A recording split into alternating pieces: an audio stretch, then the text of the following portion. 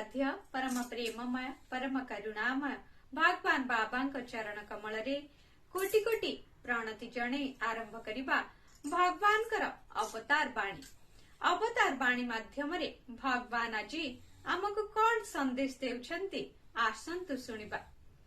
कामनातिशय ही भ्रांतिर कारण। केतेक दुर्गुण मनुष्यर हृदय रे प्रवेश करी ताकू भूल बाटरे जीवाकू देइछि। सेगुड़िक मुख्यतः दुईटी, गोटे हेला काम और अन्यटी क्रोध।